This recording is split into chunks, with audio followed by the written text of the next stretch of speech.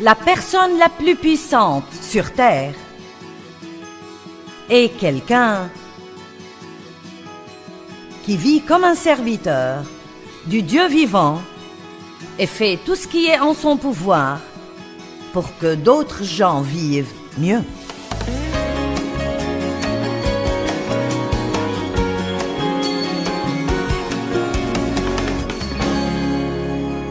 Marchez dans l'esprit et vous n'accomplirez pas les désirs de la chair.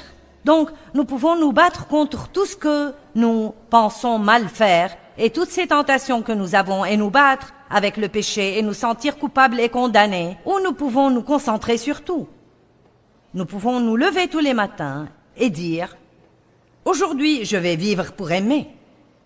Et si vous êtes plein d'amour, plein d'attention pour les autres, plein du désir réel de servir Dieu de tout votre cœur, alors les mauvais trucs n'auront plus aucune place pour entrer.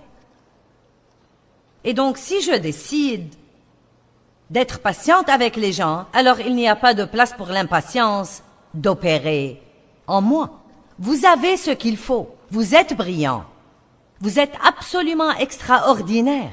Vous avez été créé à l'image de Dieu. Il y a tant de choses en vous que vous êtes sur le point de vous épanouir dans la bonté. Vous avez ce qu'il faut. Et si vous ne croyez pas que vous pouvez le faire, vous ne le ferez jamais. Vous pouvez vivre pour aimer les autres et le faire pour Dieu. Vous ne le faites pas pour vous, ni pour ce que vous en récolterez. Oui, vous le faites pour rendre les autres heureux, mais même cela devrait arriver en second. Votre premier but est de le faire pour Dieu, afin de le remercier de tout ce qu'il a fait pour nous. Qui veut montrer de la reconnaissance à Dieu pour tout ce qu'il a fait pour lui? Vous voulez dire « Merci Jésus ». De combien de façons pouvez-vous le faire? Nous pouvons dire « Merci Jésus ». Mais il y a des millions de façons de le faire si nous voulons simplement être guidés par le Saint-Esprit. Et une chose que je me dis à moi-même chaque jour quand je prie, je dis des choses comme « Seigneur, je ne suis pas meilleur que les autres. Ça ne va pas me faire de mal de faire des choses pour les gens. Montre-moi des gens qui ont besoin d'aide. » Et je ne parle pas de ce genre-ci d'aide, je parle plutôt de ma vie de chaque jour. Je veux faire ce que je vous dis de faire, sans quoi je pense que ça n'aurait aucun pouvoir si je me contente de vous prêcher sans avoir un mode de vie qui y soit conforme, alors ce serait nul et inutile et sans puissance. Laissez-moi vous dire quelque chose, les choses les plus puissantes que vous faites dans votre vie sont les choses que vous faites en secret. Vous m'avez entendu? J'ai dit les choses les plus puissantes que vous faites dans votre vie sont les petites choses que vous faites en secret pour quelqu'un d'autre et que personne ne saura jamais, sauf vous et Dieu. Laissez-moi vous dire quelque chose. Votre récompense vient de Dieu. Amen. Verset 7. Mais il s'est dépouillé lui-même de tout privilège. Je lis dans Philippiens 2:7. Il s'est dépouillé lui-même de tout privilège et dignité due, prenant la condition d'un serviteur, devenant semblable aux hommes, né comme un être humain. Et après être venu sous forme humaine, il s'est abaissé et humilié lui-même davantage encore, et a été obéissant jusqu'à la mort extrême, la mort à la croix. Maintenant, faire quelque chose pour quelqu'un est assez facile si vous en avez envie, et si vous avez plein de temps et d'argent et plein de ce dont ils ont besoin. Mais si ça devient un sacrifice plus profond, alors nous devons être désireux, pas d'aller sur une croix et mourir, mais de laisser notre chair aller à la croix et mourir. Parce que votre chair va lutter contre vous, même si vous avez le bien en vous, et qu'il y a un désir là d'obéir à Dieu et de faire ce qui est bien, vous pouvez compter dessus, votre chair va lutter contre vous, au moins jusqu'à ce que vous soyez bien entraîné dans ce domaine. Et c'est toujours plus difficile au début que par la suite. Je n'ai pas beaucoup de difficultés à pardonner aux gens maintenant, parce que j'ai saisi le principe spirituel entier qui est derrière, mais j'ai dû lutter pendant des années, et c'était si difficile pour moi de pardonner aux gens, et pas seulement de leur pardonner, mais ensuite de les voir quelque part, et de les traiter décemment, ou de ne pas parler derrière leur dos, en racontant à tout le monde ce qu'ils m'avaient fait. Voilà, ça c'est difficile. Vous est-il arrivé d'en vouloir à quelqu'un alors que quelqu'un raconte qu'il est formidable? Laissez-moi vous demander, ne vous a-t-il pas paru impossible de fermer votre bouche et de ne pas dire « Laissez-moi vous dire quelques trucs que vous ne savez peut-être pas ». C'était difficile pour moi de passer outre en disant « Oui, ils sont gentils, oui. Loué soit le Seigneur, Dieu les bénisse, ils sont juste quelqu'un de formidable. »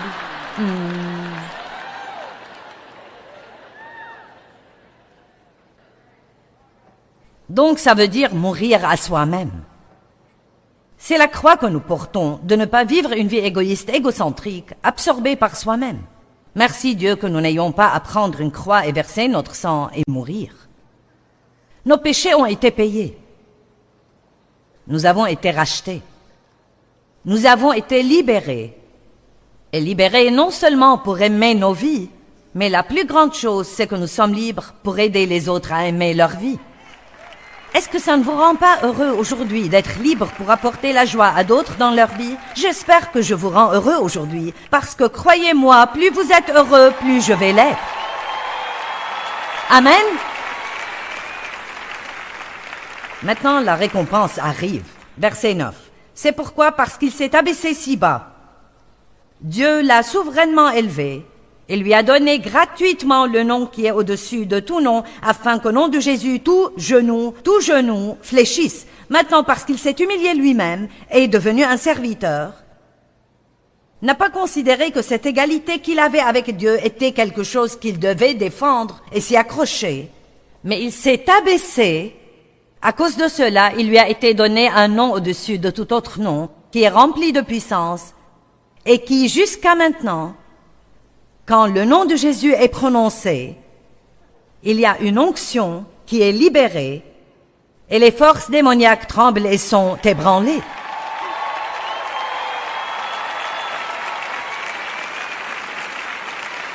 Vous savez ce que j'ai découvert? La personne la plus puissante sur terre est quelqu'un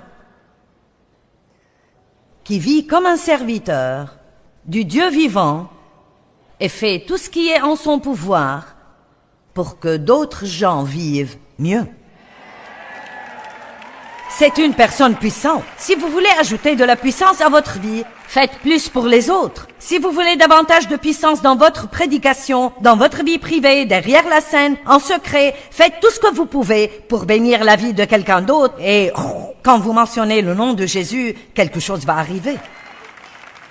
La foi fonctionne par l'amour.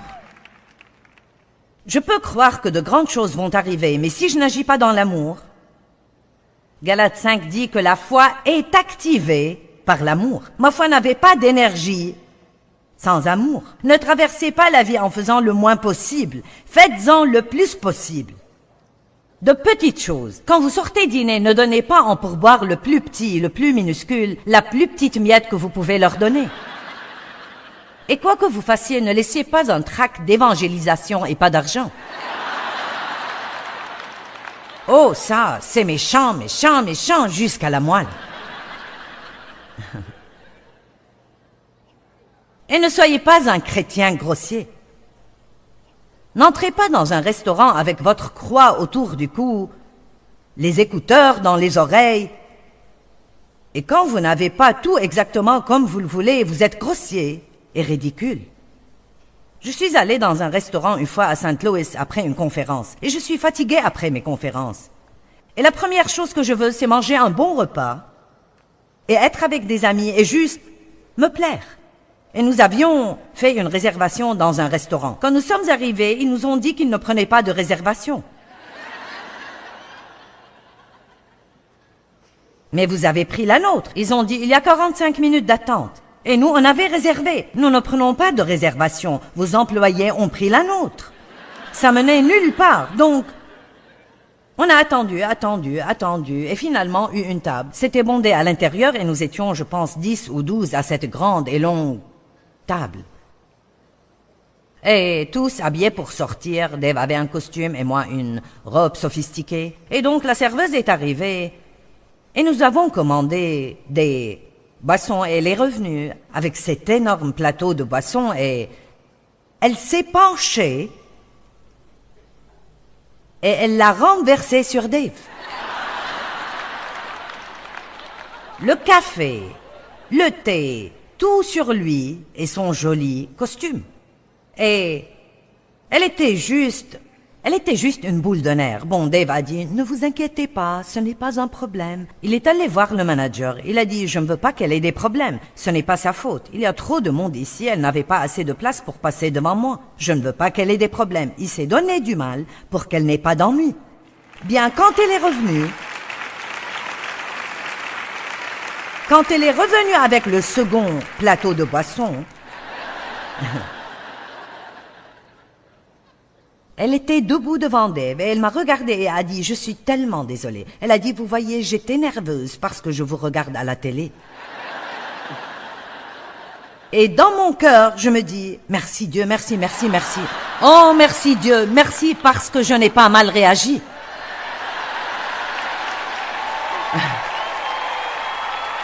Ouh, Jésus, alléluia!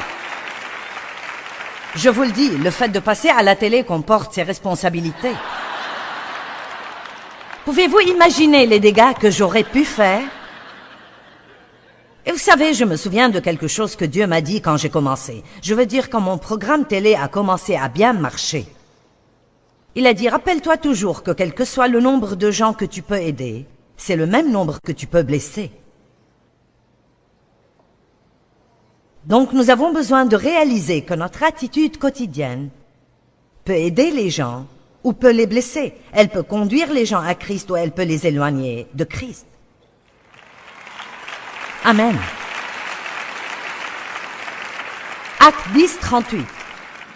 Vous voyez comment Dieu a oint d'Esprit Saint et de puissance Jésus de Nazareth, qui allait de lieu en lieu en faisant le bien et en guérissant tous ceux qui étaient sous l'oppression du diable, car Dieu était avec lui.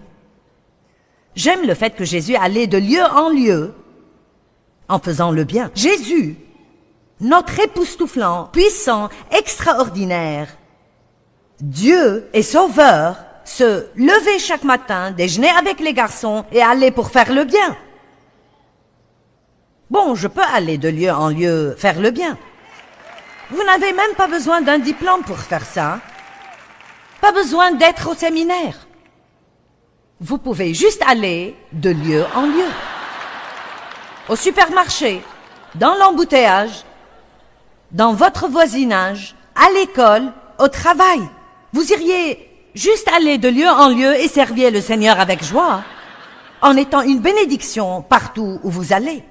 C'est le christianisme de base, rendu simple.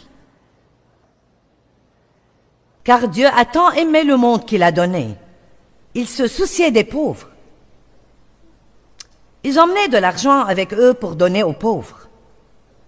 Et Paul, après beaucoup d'années à distance des autres apôtres parce qu'il ne savait pas s'ils le recevaient, parce qu'il avait officiellement persécuté l'Église, quand il s'est finalement présenté aux autres apôtres pour voir s'ils avaient des instructions pour lui, la Bible dit qu'ils ne lui demandèrent pas de faire quoi que ce soit, excepté de se souvenir, de vérifier qu'il aidait bien les pauvres et les démunis.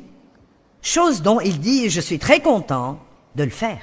Maintenant, quand nous pensons aux pauvres,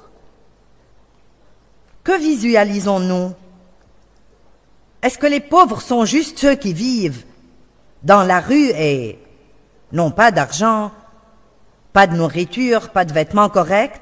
Oui, ceux-là sont pauvres, mais j'ai une nouvelle définition des pauvres parce que ça me donne un plus grand nombre de gens à aider et je ne veux pas manquer de gens à aider.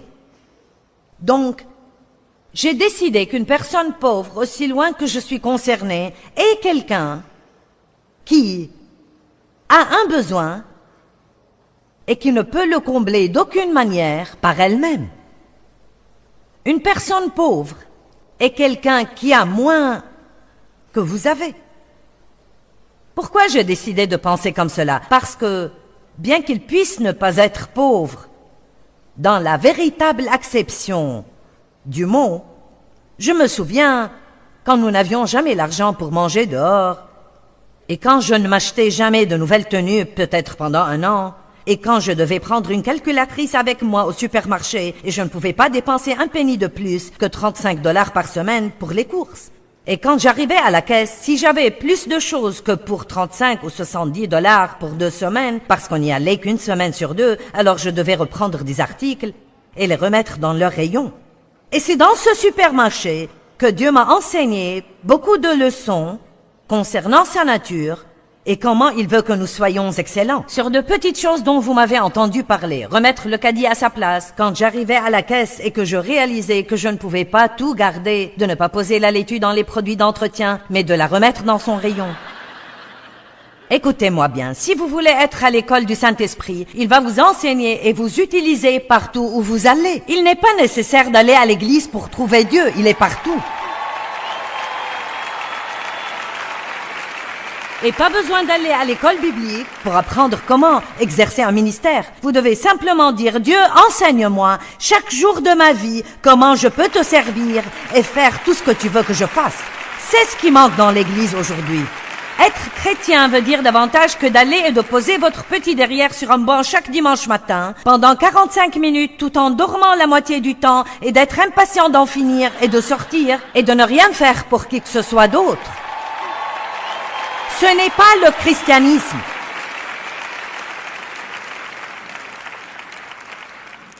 Et j'espère que personne ne comprend mal.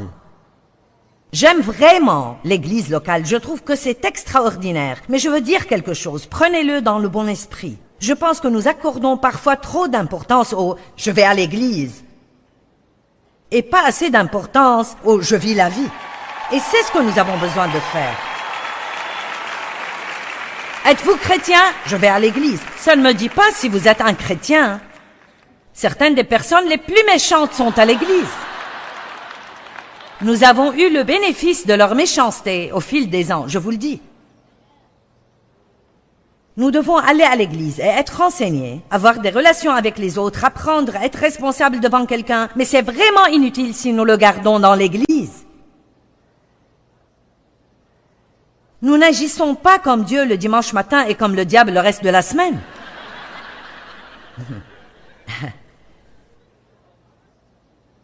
Pierre, est-ce que tu m'aimes? Aide quelqu'un. Matthieu 20, 20. Alors la mère des fils de Zébédée s'approcha de Jésus avec ses fils et se prosterna et lui dit, « Pouvez-vous me faire une faveur ?» Il lui dit, « Dis-moi, qu'est-ce que tu veux ?»« Ordonne, lui dit-elle, que mes 2 fils que voici soient assis dans ton royaume, l'un à ta droite et l'autre à ta gauche. » Jésus répondit, « Vous ne savez pas ce que vous me demandez.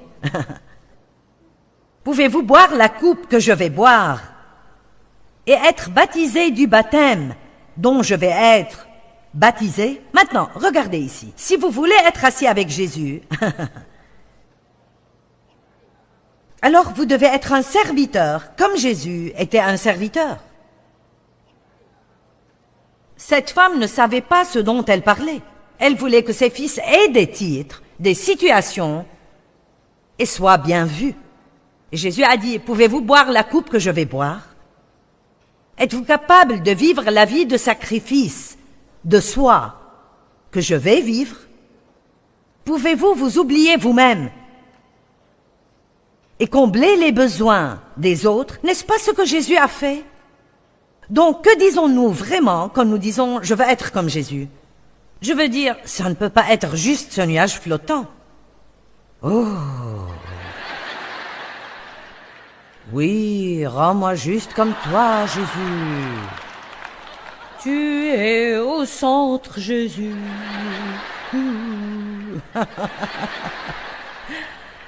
Je ne suis pas très bonne à ce genre de truc.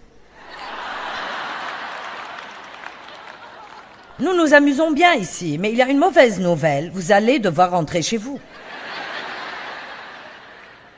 Et quand vous rentrerez chez vous, agissez comme quelqu'un qui a reçu quelque chose.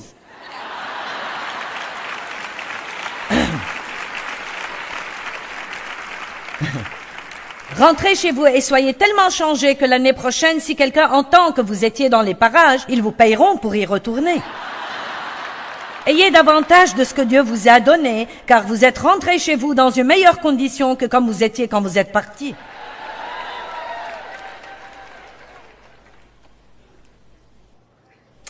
Vous ne savez pas ce que vous demandez.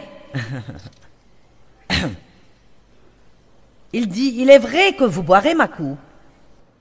Mais pour ce qui est d'être assis à ma droite et à ma gauche, cela n'est pas à moi de le donner. Ce sera donné à ceux pour qui mon Père l'a préparé. Et j'aime ce passage. Quand les 10 autres disciples entendirent cela, ils s'indignèrent contre les 2 frères. Ils disent, qui croyez-vous que vous êtes? Ces sièges sont pour nous indéniablement. Vous êtes tout en bas de la liste pour ce qui est de ces situations. C'est ce que veut dire être indigné. C'est comme, qui croyez-vous que vous êtes? J'ai beaucoup de pratique dans tout cela. Et puis Jésus les appela et leur dit, vous le savez, les chefs des nations les tiennent sous leur pouvoir et les grands sous leur domination les tyrannisent. Verset 26. Il ne doit pas en être ainsi parmi vous. Mais si quelqu'un veut vraiment être grand parmi vous, qu'il soit votre serviteur. Bien, j'ai 3 personnes qui applaudissent là-bas. Et qu'est-ce que ça veut dire? Ça ne veut pas dire que vous frottiez le sol avant de partir, même s'il a besoin d'être nettoyé. Vous n'êtes pas assez bon pour ça. Mais ça ne veut pas dire que c'est ce que je vous demande de faire. Ce que je demande pour moi-même et pour nous tous, c'est de réaliser la grande importance d'où nous sommes dans la société aujourd'hui et de ce qui se passe dans le monde aujourd'hui. Et il n'y a pas d'espérance pour la société sans nous. Ça devient plus sombre et quand je dis nous, c'est Dieu travaillant à travers nous. Si je vous demandais qui croit que Dieu est la réponse, vous diriez tous oui. Mais comment croyons-nous que les gens vont voir Dieu? Nous adorerions qu'il apparaisse. J'adorerais ça. Jésus descendrait ici et arrangerait tout. Mais jusqu'à ce qu'il le fasse, il nous a. Nous l'avons, mais nous sommes tout ce qu'il a. Vous et moi, nous sommes en vérité tout ce que Dieu a.